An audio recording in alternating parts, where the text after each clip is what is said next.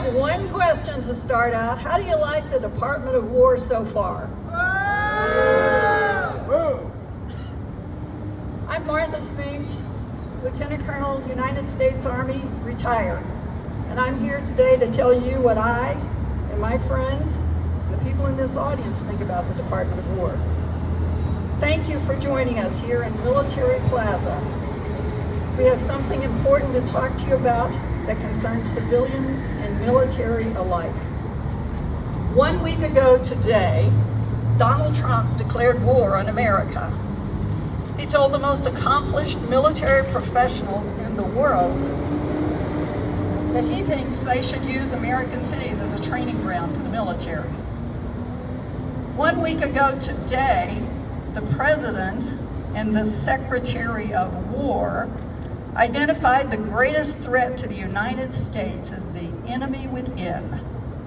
An enemy more dangerous than our external enemies because, according to the Commander-in-Chief, they don't wear uniforms. But in spite of being so hard to identify without uniforms, the President is certain of this, that this enemy within resides in American cities and states where Democrats have been elected to public office. And here's what the Secretary of War said about how he intends for our warriors to treat the enemies. That, of course, is some of us in the audience now. He said, "We also don't fight with stupid rules of engagement. We untie the hands of our war fighters to intimidate, demoralize, hunt, and kill the enemies of our country. No more politically correct and overbearing rules of engagement. Just common sense, maximum lethality, and authority for warfighters." To that I said as I was watching the TV, "Excuse me? Is he talking about the rules and the institutions that have given us relative peace for the last 80 years? It didn't sound like the Army values that are still posted on the Department of Army website: loyalty, duty, respect, selfless service, honor, integrity, and personal courage." It's very important for active military and National Guard to understand the right and the responsibility to disobey illegal orders. It's important for civilians to understand that whatever our military does, civilians, that's me now, that's you, the citizens, are ultimately responsible for their actions. As the parents and friends of people in the military, it is also your duty to be sure they understand illegal orders. And they need to know that you will support and defend them if they choose not to obey an order that they think is illegal. This is a slippery slope. It's hard to tell. You don't know for sure what happens if you say it's an illegal order. You could be court-martialed for not following that order, but later you could be court-martialed for following an illegal order. So our soldiers, sailors, Marines, Coast Guard, they all need your help and your support. The average person in the military is somewhere between 17 and 23 years old. And we may be moving into a position where we're putting it on their shoulders to decide whether they've been given an illegal order. They need our help. We're providing information here today for you, and we want you to stand by them.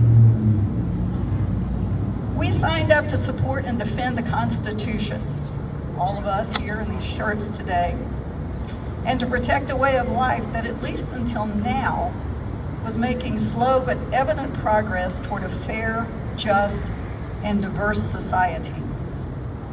If we want to keep that, now is the time for us to unify and say no. Can I hear you say no? No! No! No! No! No! That's where it's going to start with our military folks. Some kid from Tuskegee, Alabama is going to have to say to a commander, "No, I'm not going to do it."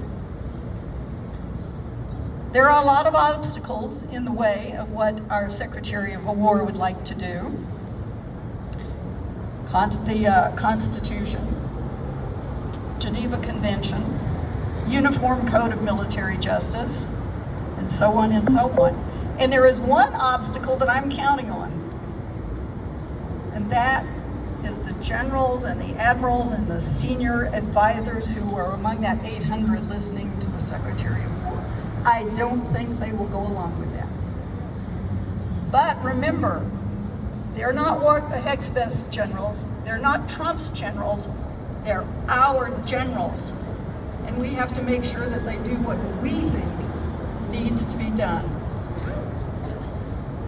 On Saturday, October the 18th at 4 p.m., I want to see you at Travis Park for the No Kings protest. Our veterans will be there. I want you to do something every day and keep that drum beat going, reminding you, reminding me, reminding this administration that this is our country and we will fight for it.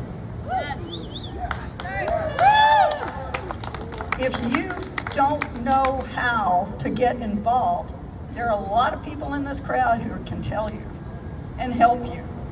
Come talk to me. Find somebody in one of these shirts. Come talk to someone. Do not be silent and do not be alone. So let's remember one thing. When somebody asks us or our sons or our daughters to obey an illegal order, what do we say? No! No!